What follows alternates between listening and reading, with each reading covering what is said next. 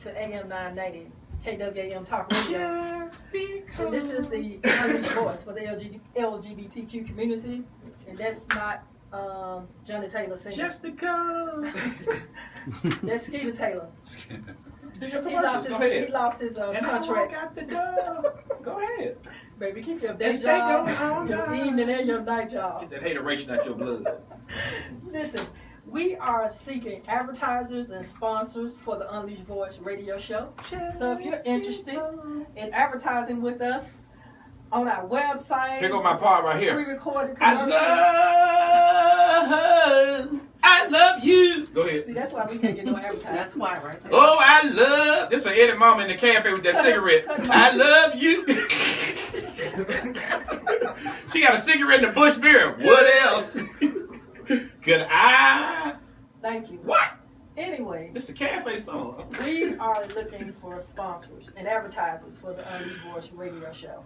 And we have spots available. We're trying to go to 2 hours instead of 1 hour. So we're trying to push this platform to get our information out there, to make our voice be heard. We are the soundboard for the LGBTQ community. If you need to get something promoted, something out there from your group, your organization, hit us up on our Facebook page, Relationship Unleashed. You can submit it to our website, www.relationshipunleashed.com.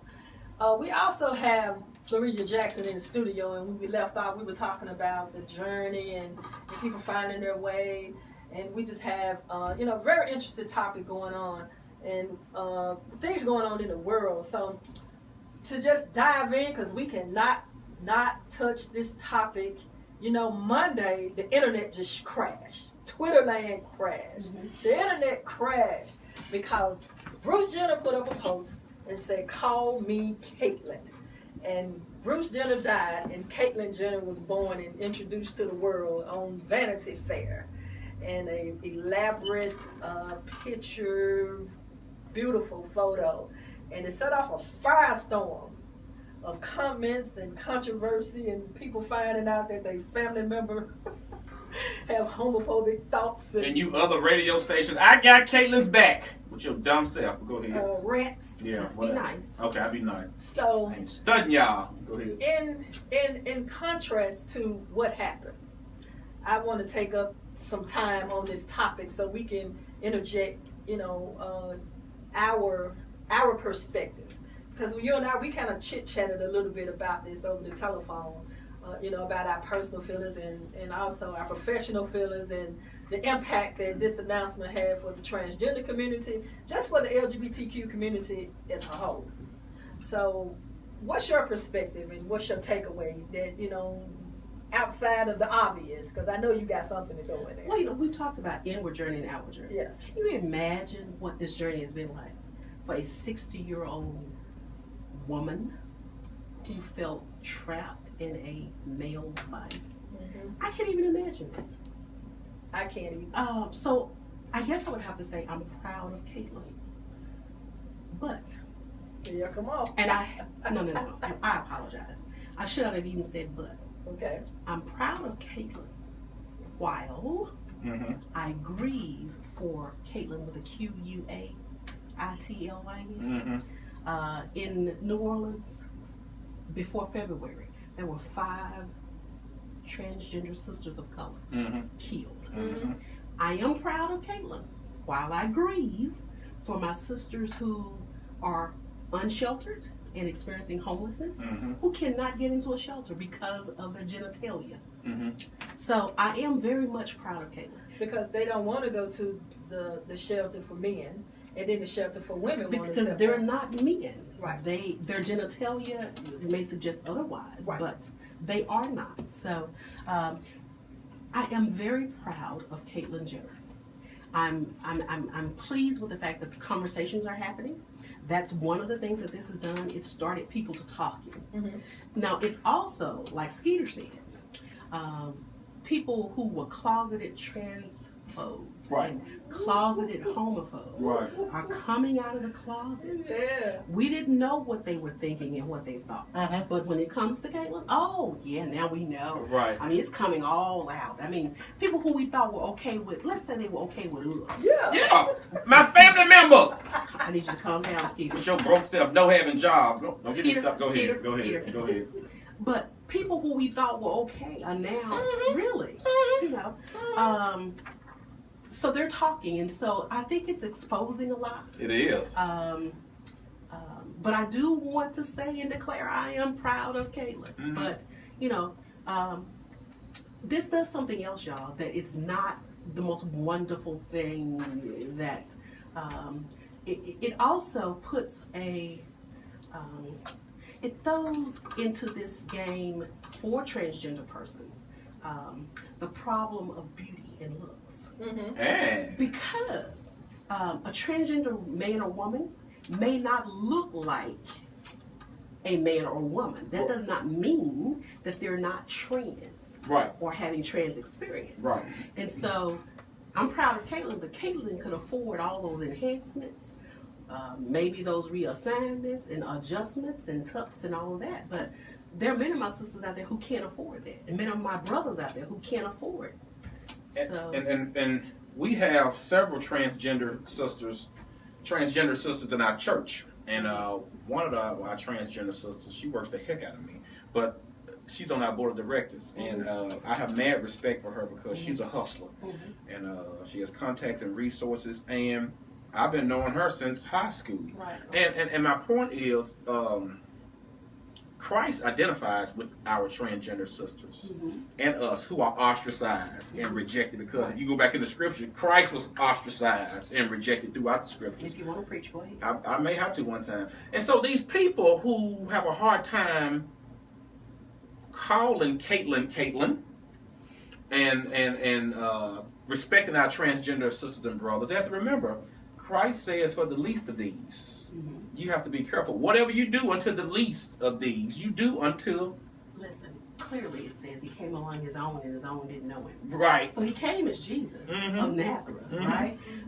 Mark, I think it's 6, it says, can anything good thing come out of Nazareth? But he was the Messiah. Right. And they didn't want to call him that. Right. They didn't want to recognize him as that. So it's the same thing. Oppressed people have this identity issue in the world. That's good. Oppressed people always want, you know, y'all remember Shadrach, Meshach, and Abednego? Yeah. Yes. That's not their name. Sure. They're the 3 Hebrew boys. That's it. Right. But that's not their name. Right. That's it. But that's what the oppressor called them. Right. They've gone down in history as another name. Right. So call Caitlyn. If you've ever been in bondage, you've ever been oppressed, you might not agree with, and it's not even about agreeing, you might not understand. Understand, that's a good word.